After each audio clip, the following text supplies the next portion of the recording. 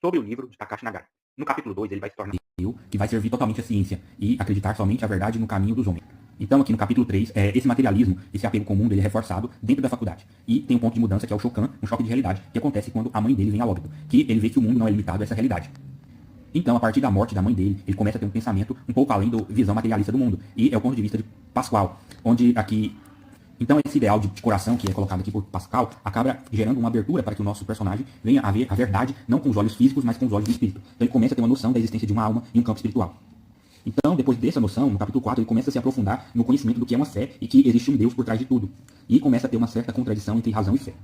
Então, após o capítulo 4, o Takashi Nagai ele começa a ter essa decisão, uma tentação de ter uma experiência com Deus, já que ele viu que Deus existe, já que ele desenvolveu a noção de que existe uma fé, e antes de ter essa noção de fé, ele teve a noção da existência do Espírito. Então, isso foi crescendo.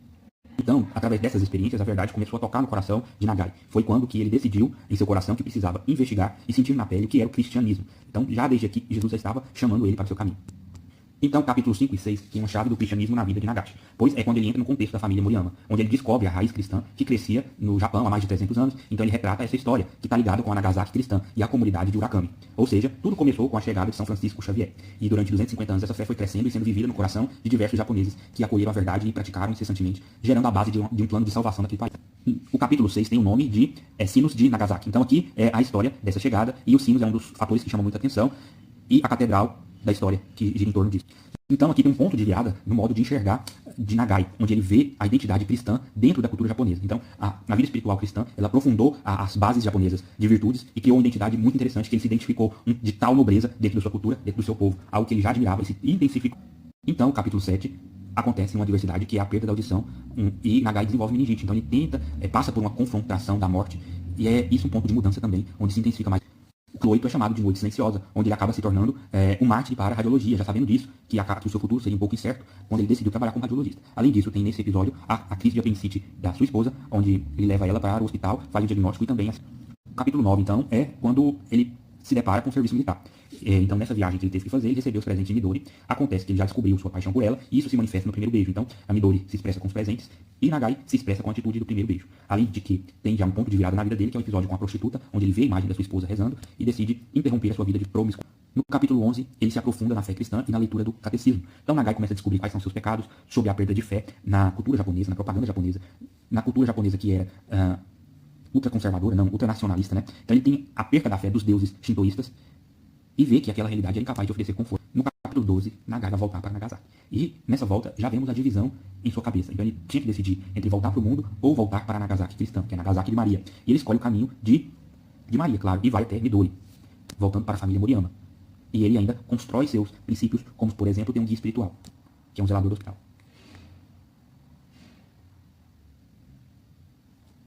Então, nesse capítulo 3, a gente vai entrar no capítulo que é o batismo de Nagai. Além disso, temos que o crescimento da perseguição ao cristianismo, sendo o próprio pai um próprio agente infiltrado para persegui-lo e tentar colocar ele contra o batismo, contra o princípio cristão. Então, o pai dele foi levantado pelo inferno. E ele adota o nome Paulo. Além de que, no capítulo 3, ele decide por se casar com Midori, abandonando por completo o mundo.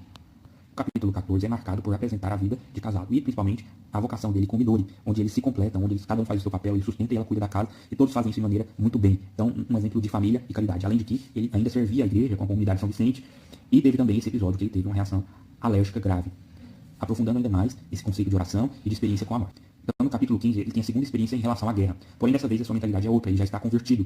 E ele mantém, sim, paz interior em meio ao caos, em meio àquela guerra, e tem demonstrando cada vez mais compaixão pelos inimigos, pelas pessoas que lá estão, pela vida de oração, além de que ele ainda recebe um grande golpe, que é a morte de sua filha.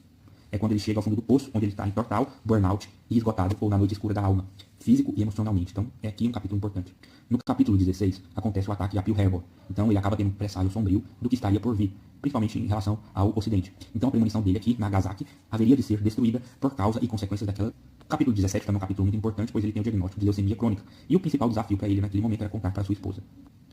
Midori, por ser uma mulher madura, ela reage frente a isso de maneira tranquila e reforça a glória de Deus na vida dele e no trabalho que ele faz. Então, essa citação de Midori é uma libertação para o nosso amigo, já que ele se livra do remorso e sente paz em meio ao caos, em meio à energia, e por isso ele decide também poupar seus filhos, e principalmente porque houve um ataque a Okinawa e a bomba de Hiroshima. Então, era preciso salvar os seus filhos. O capítulo 19 já é o capítulo da destruição, onde a bomba FET vai atingir Urakami em 1945 e mostra o horror e a consequência daquela guerra à luz daqueles que foram os sobreviventes.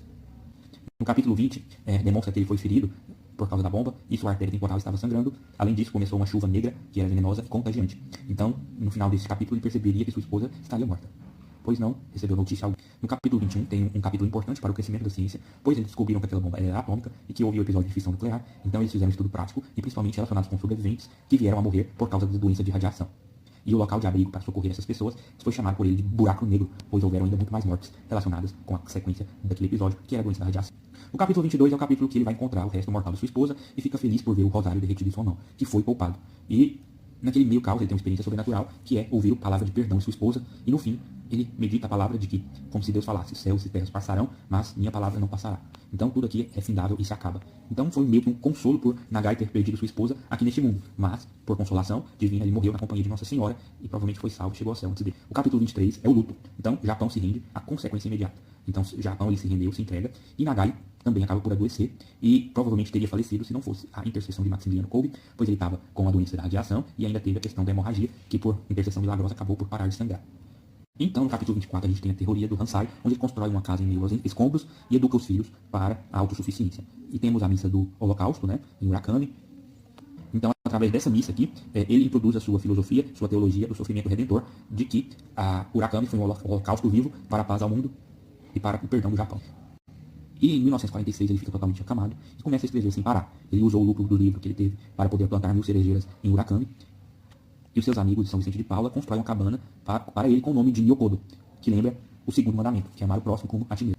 No capítulo 26 mostra que a filha dele, Kayane, não conseguia mais chorar por causa da perda da mãe. E isso fez ele despertar um ódio ainda maior pela guerra. E ele foca todos os seus livros para o ensinamento de seus filhos sobre o sofrimento, sobre a importância de se viver para a glória de Deus. E o seu livro é publicado e se torna um grande sucesso, levando ele a se tornar uma pessoa famosa em meio àquele caos, em meio àquela guerra. Por causa da repercussão e dele ter ganhado características de santo, ele acaba sendo atacado pela esquerda do país, chamando ele de sentimentalista religioso. Porém, ele é inocentado pelo parlamento japonês e, em resposta a tudo isso, ele vai para um local de pacientes leprosários, onde ele vai se viver e encontra um terreno comum do sofrimento dele com o sofrimento daquelas pessoas, intensificando aquela mensagem de que o espírito é o bem mais importante que nós temos e, além disso, ele é nomeado como cidadão honorário de Nagasaki. Então a casa Nyokodo, onde ele vivia, se torna um movimento messiânico de peregrinação, onde até mesmo o imperador foi vê-lo, e ele se sente como um urso em meio ao zoológico e aceita esse papel para poder trazer conforto e inspiração para as pessoas. E essa ideologia do sofrimento, essa crença, que o coração do homem é refinado pela graça de Deus e pelo sofrimento que nós aceitamos de livre, espontânea vontade, e buscando cada vez mais a graça de nosso Senhor através dos nossos sofrimentos passageiros. Então ele tem um alto nível de santidade e expressado de todas as formas. Então no capítulo 29, esse discurso do leprosário, então Nagai vê como uma pessoa doente, como uma pessoa leprosa, e intensifica ainda mais o seu discurso sobre o sofrimento físico, e equivale esse sofrimento como acumular tesouros no céu, e conclui que sua vocação na medicina é que ele, como médico, deveria se sentir também o sofrimento de seus pacientes, e diz que a prática médica é a essência do reino de Deus. Então a medicina foi um caminho de salvação para Nagai, e ele vê isso com o grande glamour que foi a experiência de passar. Então ele usa a palavra umbigo para referir à vida como um dom de Deus, que não vem de nós, como é o contato mãe e filho. Então nós não escolhemos receber a vida, porém é uma relação conjugal, por exemplo, uma interdependência, um depende do outro, assim como a citocina e contato mãe e filho. Então a gente não pode desvincular desta relação, desse meio, para a gente poder progredir. Então o capítulo 30 é o capítulo que marca a morte dele, em 1951, onde seu estado piora. Mesmo assim ele conseguiu escrever um último livro falando sobre os mártires japoneses, e morre perdido por... Em 31 tem o resultado da autópsia, no capítulo 31, mostrando o grau de devastação que foi a sua doença, tornando o ato de escrever algo notável dentro daquilo que foi. O funeral dele foi em Murakami, e teve muitas e muitas pessoas, e ele teve a humildade de dizer que somos servos inúteis, e apenas fazendo o nosso dever. Então ele morreu e fez fazendo o mínimo do mínimo. Isso é um discurso de humildade. Então, ele defendeu até o fim a aceitação da fé, a providência de Deus, mesmo e apesar dos sofrimentos extremos. Então, essa é uma mensagem grandiosa que ele passou para o mundo através desse sofrimento. E o epílogo nada mais é do que a comparação entre o mundo e a cidade cristã de Nagasaki, ou Hiroshima e Nagasaki. Então, Nagasaki era silenciosa e cheia de oração.